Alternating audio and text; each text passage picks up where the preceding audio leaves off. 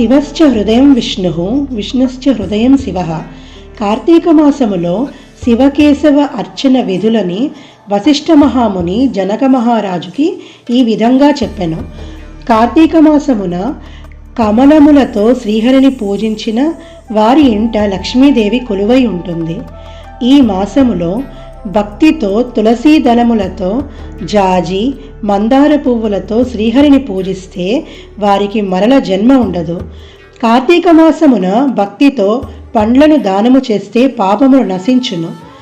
ఉసిరికాయలతో ఉన్న ఉసిరి చెట్టు కింద శ్రీహరిని పూజించుట వలన వారికి మరణము ఉండదు. ఈ మాసమందు బ్రాహ్మణులతో వనభోజనము చేసిన వారి పాపములు పోవును. శ్రీహరి ఎదుట జపము హోమము దేవతార్చన చేయటం వలన వైకుంఠ ప్రాప్తి కలుగును.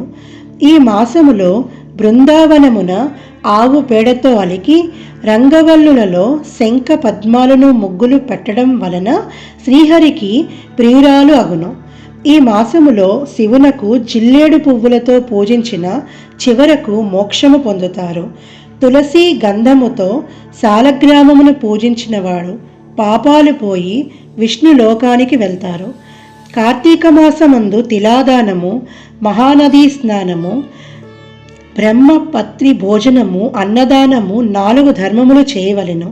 ఈ మాసమున శుక్ల ప్రతిపత్తి నాడు, పూర్ణిమ నాడు, అమావాస్య నాడు ప్రాతస్నానం ఆచరించిన అశక్తులు పూర్ణ ఫలము పొందుతారు.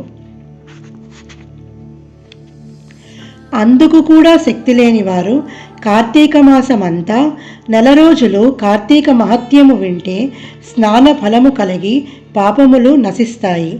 7వ రోజు పారాయణ సమాప్తము. హరహర మహాదేవ.